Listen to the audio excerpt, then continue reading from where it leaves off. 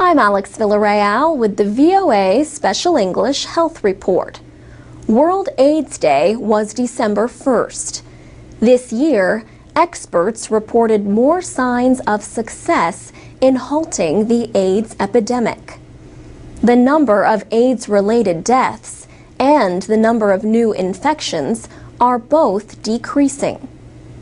Michelle Sidibe is the executive director of the Joint United Nations program known as UNAIDS.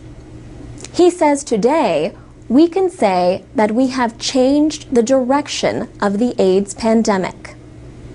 The latest UNAIDS report says new HIV infections have fallen almost 20% in the last 10 years.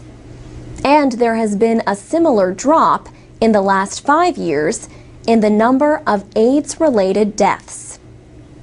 An estimated 33 million people worldwide were living with HIV last year. 2.5 million were children. HIV is the virus that causes AIDS. Africa, south of the Sahara, has the most deaths and new infections. But many of those countries have made important progress. Worldwide estimates show that more than 2.5 million people became infected with HIV in 2009. At the same time, about 1,800,000 people died from AIDS-related sicknesses. Drug treatment to suppress the virus has expanded. One result has been fewer babies born infected by their mothers. Still, the report says 10 million people are waiting for treatment. UNAIDS officials also say not enough is being spent for prevention. They say prevention efforts are responsible for much of the progress. More and more young people say they are following safer practices. Surveys find greater use of condoms, and people in many countries say they have fewer sexual partners.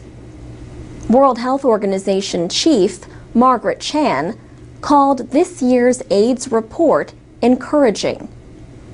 But she noted that the populations most at risk are also those who have the least access to services. These populations include sex workers, drug users, and homosexual men.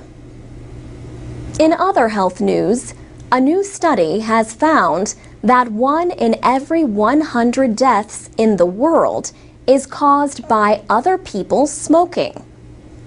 Researchers found that more than 600,000 non-smokers died in 2004.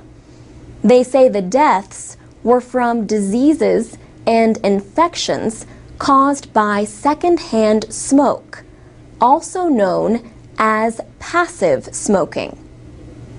The study in the journal Lancet says 165,000 of those tobacco victims were children.